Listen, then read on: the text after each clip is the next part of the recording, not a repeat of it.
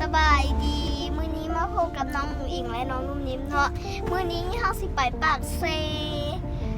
ไปเพราะว่าแม่เฒ่าใหญ่เสียเนาะและเฮากะมีสมาชิกใหม่น้ำก็คือน้อง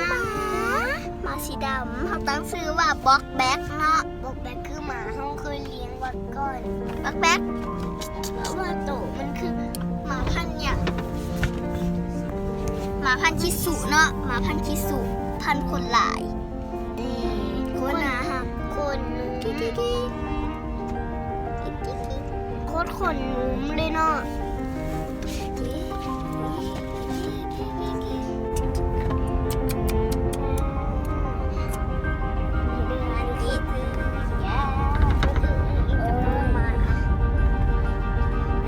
จะเป็นตัวผู้เนาะ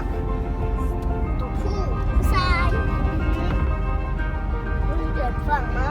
อยู่เวียงจ่ายตันวันนี้ค่ะนุ่มนิ่มเนาะเขามาว่าใส่อีกแล้วเพราะว่าไม่ทนเนี่ยตายเนาะ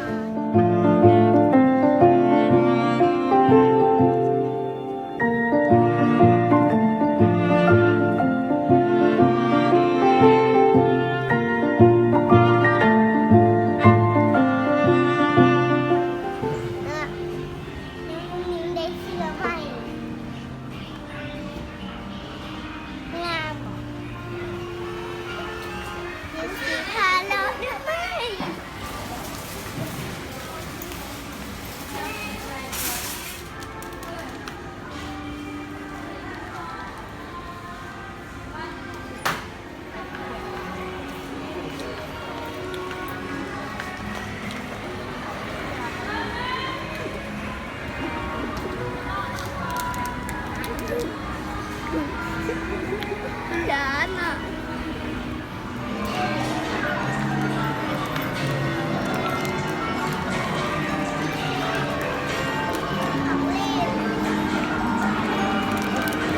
เลยเป็นแหลกเลยนะ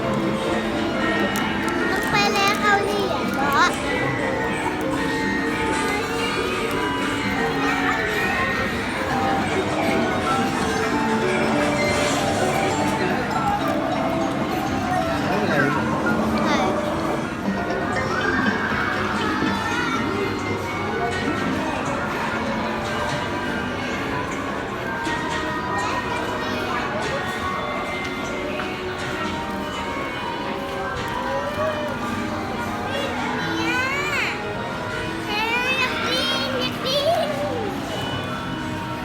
พาไปนะ